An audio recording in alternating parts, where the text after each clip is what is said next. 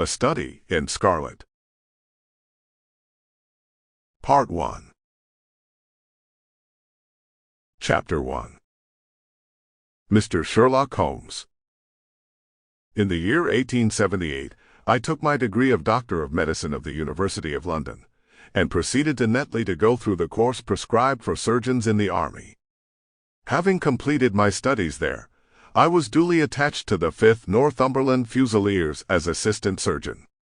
The regiment was stationed in India at the time, and before I could join it, the Second Afghan War had broken out.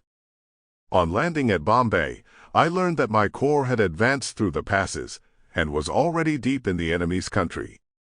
I followed, however, with many other officers who were in the same situation as myself, and succeeded in reaching Kandahar in safety, where I found my regiment, and at once entered upon my new duties. The campaign brought honors and promotion to many, but for me it had nothing but misfortune and disaster. I was removed from my brigade, and attached to the Berkshires, with whom I served at the fatal Battle of Maiwand. There I was struck on the shoulder by a Jezail bullet, which shattered the bone and grazed the subclavian artery.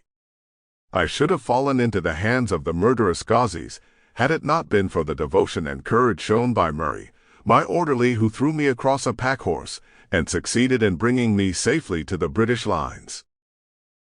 Worn with pain, and weak from the prolonged hardships which I had undergone, I was removed with a great train of wounded sufferers to the base hospital at Peshawar.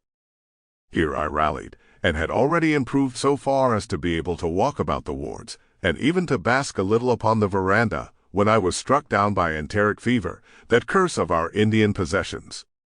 For months my life was despaired of, and when at last I came to myself and became convalescent, I was so weak and emaciated that a medical board determined that not a day should be lost in sending me back to England.